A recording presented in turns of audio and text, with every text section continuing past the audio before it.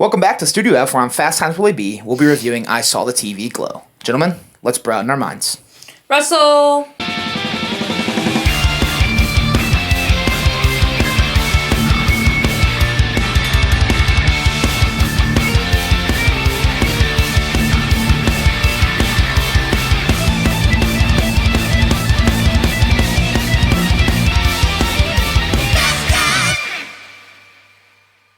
Welcome back to Fast Times Willy B. I'm Willy B. I got Rosie back. Rosie, how we doing? So I'm good. It's been a long day. double feature time. We're talking I Saw the TV Glow. We'll start with this one. Tomorrow we'll be reviewing the Garfield movie. All right. And, well, we'll be reviewing both today, but posted a day apart, as you can see by our attire. But, Hey, man. It's been a long day. But this is the latest film from A24. A lot of high hope going into this one, directed by Jane Schoenburn. I probably butchered that, but, you know. A director that has done a couple movies. This was the first one I saw from her. And it looks like there's a lot of excitement to see what she does. And I will say, we'll get into how we feel about this movie, but it does create an excitement, even if you didn't love the movie like neither of us did. You can see that she has a lot of potential, I'd say. Yeah, I think she needed to take a few steps back for her first go around. Maybe start with Not her first go around, but well, I know, but like first, isn't it her first like big? It's something about the World Fair. I don't know. It was super neon. I haven't seen it, but it's a movie that I probably should watch. Okay. But Justice Smith is our star. He's had a busy year. He plays Owen. His first movie, I didn't love. Was excited for this one as well. Then we have Bridget Lundy-Paine. I love her. Maddie. Love her. Yeah? Yeah, she's in one of my favorite TV series on Netflix. Okay. Atypical. Okay. Check it out if you haven't. She's fabulous. But I love her. When I seen her on the trailer, I was like, because I never know any actors or actresses unless they're like big name. Yeah. And she's like not quite super big because I think Atypical is really the only thing. And I was like, oh my God, I didn't even recognize him. And we just seen him in a movie a month ago. Yeah. And Dungeons & Dragons last year. But we'll start with the good. The color. The color and cinematography. Watching the trailer, I could tell that this movie was going to be colorful. It's in the title. A nice, yeah. I saw it being a wonderful color palette, cinematography, all of that, the aesthetic, the vibe. Like, from the trailer, I could tell that this movie was going to have that. And it did. It delivered on that. Yeah. The opening scene was awesome. We kind of get, like, this zoom in on this chalk on the street as it zooms in on this ice cream truck that's flashing neon lights and smoke, and we get this flip back and forth. The camera work and the way it was shot and everything made it really feel like you were watching a movie in the 90s, and I loved that. I loved everything about what was done on the camera and capturing the color and the shots and all of that. Agree. Everything on that end was good, so shout out there. Because it was visually stunning, and it's a movie that, albeit I didn't love it, I'd probably revisit just because of the aesthetic and the vibe. Yeah. At least the first act, and the first act's also good for me. Yeah. I thought our first half hour, maybe even the first half of the movie, I was really enjoying it. But that's about all I can say as far as the story and the film goes itself, as far as liking it. That's really it for the good for me. I thought it looked good. Yeah. I thought they had me in the first half. Good aesthetic, good vibe. Justice Smith and the performances were good. Yeah. I'll give them that. I think the acting was great. Yeah. But that's about it, unless you have something to add in the good. I know you left this movie liking it even less than I did. Yeah, definitely. I would agree with all of those things. Yeah. I don't have anything to add. I don't have anything to take away. So I think we're just going to stick there for the good. So we'll go to the meh, and this is where I'd put most of the movie, just as a whole. Okay. Most of the movie is just meh for me. Okay. It was just okay. They lost me in the second half. The second act gets kind of boring. The pacing falls off a cliff a little bit there. The third act is just extremely weird. Yeah. I don't know how I felt about, like, you just take that one away. My section's not till the end, so you keep going. We get, like, Maddie's back, and Owen's like, oh my gosh, where have you been for the last decade, you know, after she disappears, and they see each other in a grocery store. She takes them to this, she takes him to a bar, and at this bar, it just starts with a concert, and you listen to almost the full song, and I'm like, okay, this is really breaking up the movie weirdly for me. Yeah. Then it's them talking, then all of a sudden it's just a Screamo concert, and I don't know, it lost me there. Definitely. The only, you know, this is considered a horror movie, and the only really, like, part that, like, made you, like, hold on to your seat was when the dad comes running downstairs and goes down to the basement, and he's, like, trying to go into the TV. That's the only part that was like, yeah, and no shit. And I think because there's a one scene where he was, like, coming late from work because of the down power line, and you just, like, get the picture of, like, his dad's face, and he doesn't say anything. He's just, like really upset. Yeah. And you have no idea what's going on downstairs in that next scene with his dad, and you're like, oh my god, he's gonna get in trouble. Yeah. Like, you had no idea. I thought maybe he was, like, playing it too loud or something. Yeah. And then he comes downstairs, and his head's in the TV. I was shook. That was the only time I was like, okay, shit. Yeah. That got me. That's not what I was expecting. Definitely not. But the pacing just really fell off for me. Like I said, the first act, I was like, okay, this is a fun vibe. This is mostly with young Owen as well. Mm-hmm. And I like the friendship they created. I like how they kind of developed us to understand what the pink opaque is, or that's what it's called, right? Yeah. The TV show that they're obsessed with. And you understood that? Yeah. The show and everything, like with Mr. Melancholy. Yeah, you understood all that? Yeah, it was just... Good for you. Not at all. I understood what the show was, and like I said, it felt very cheesy, the show itself, but the movie was very 90s, the aesthetic was good, so like they had me. I was in. And then they lost me. Basically, once Maddie goes missing, I get lost. And the movie just becomes pretty okay. I was lost the whole time. Yeah. Yeah. Another thing I throw in the meh is Justice Smith playing a freshman in high school. Yeah, and same with... Well, she's like a senior. Because she's a couple years older. So I can get behind that. Well, he was in 7th grade. She was a freshman. Yeah, but in the very beginning. She looks the same but different. Using different actors in a 2-year span was what did it for me. Yes. I would agree with that. Because Justice Smith is 28. Yeah, she can't be much. She's probably about the same age. Yeah, if I had to guess. But I think they did a better job at making her look like a freshman at the beginning of the movie. And then when she's a junior, she's basically playing herself, and it's okay.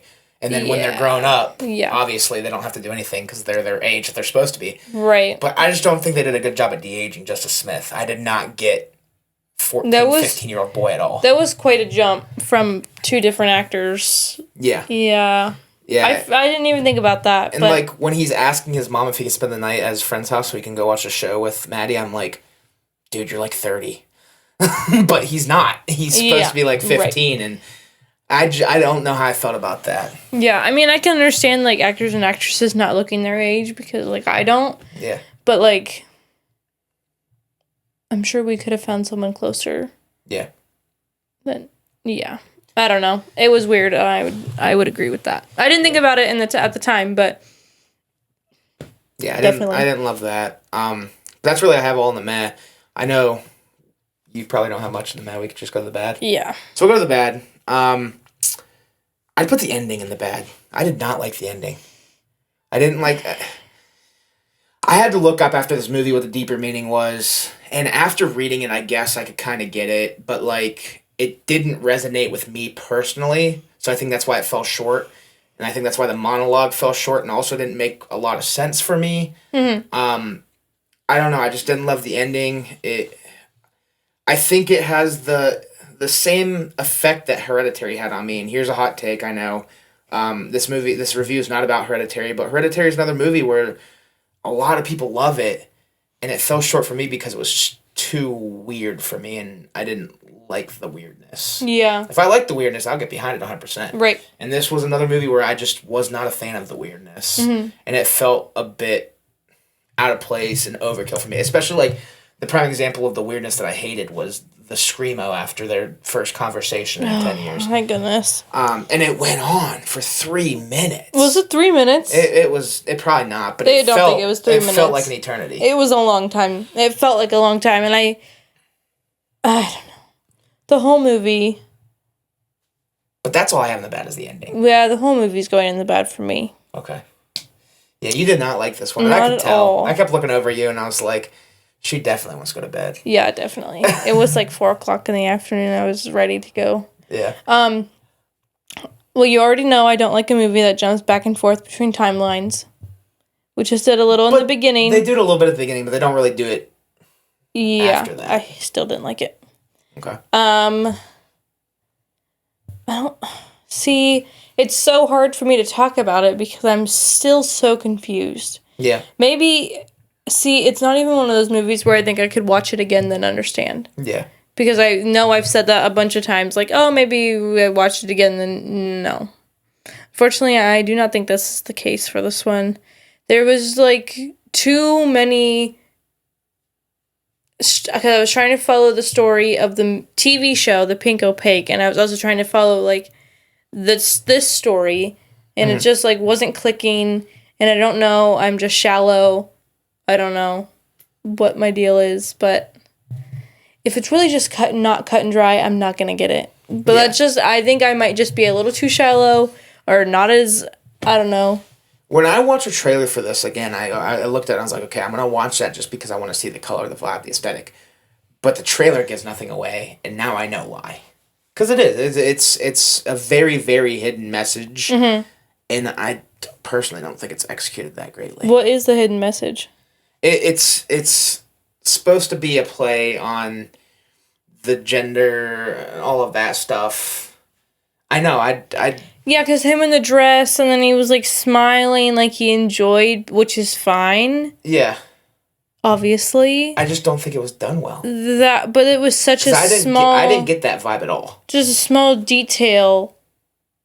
And they were, like, when they were sitting on the bleachers talking about, the bleachers is, like, the only time where we get, like, even get sexuality mentioned in this movie, in my opinion. And that's what I mean, like, it's a very hidden message, but, like, even then, I think it's a stretch of a message because I don't think it was executed that greatly. Yeah, I don't know. Message didn't land for me, but again, I did like the look of the movie. Of course, the look was great, and I loved both of the main actors. Their familiar faces, which is great. But I just think that it was a little too advanced for my pea brain, maybe. But, I don't know, I just kept, like, looking at, like, watching it, and I was, like waiting for, like, something to click, and it wasn't clicking, and I understood some of the things, like, they did talk about those bands. They said something about whatever the name of the bar was beforehand, and then they mentioned, like, the blow-up planetarium, and then towards the end they were in it talking about, like, I don't know. I'm not real sure what went on, but I was happy to be there with you and happy to be here sitting in this gray chair talking about it. And I will be happy if I never have to watch it again. Oof. So we'll go to final thoughts. That's my hot take. We'll go to final thoughts and ratings. And a thought I do want to get off my chest is when I was watching this movie, I was really, really, really trying to like it. I know, I kept trying to understand it even. Like, even if I didn't like it, like, I was just trying to, like, connect the dots, and they just weren't. Because I saw the scores. I didn't want another Justice Smith flop for me, personally, because I was so bummed when I didn't like the American Society of Magical Negroes. But here, I was really trying to like it, and... You can't like them all. A scene would happen, and I'd be like, okay, you're making this hard. Yeah. You're making this hard. Definitely. And ultimately it just ended up in that category of, okay, once again. And we've gotten that a few times this weekend. Strangers was in that category for me. A movie we're talking about tomorrow, or talking about tonight, but we'll be posting tomorrow. Right. Was also in that category. Yeah. It's just... It's tough. Some trouble. Yeah. You have those weeks, though. Definitely. But what are your final thoughts, and what are you giving this out of 10? I don't really have much to say in the final thoughts. Yeah. Just that acting was good, execution, subpar. Story, bad. Okay. My good goes acting, execution, meh, story, bad. That's what I got. What are you giving out of 10? It's going to be real low. I think it might be my least favorite of the year. Or you didn't see a few that were stinkers. Like you didn't see Madam Web. Oh, yeah. I heard that was not good. Yeah. I think I'm going to give it a 4. A 4? 4 out of 10. Not your first 4 of the year, though. It's not? I mean, you gave... I don't remember. I think you gave Imaginary and Sting both 4s. Or something in that range. You might have given Imaginary a 5. Sting deserved that 4, too. Sorry. For me, I'm going to go 5.5. I'm a tough critic. Yeah. Tough critic over here. I'm going to go 5.5.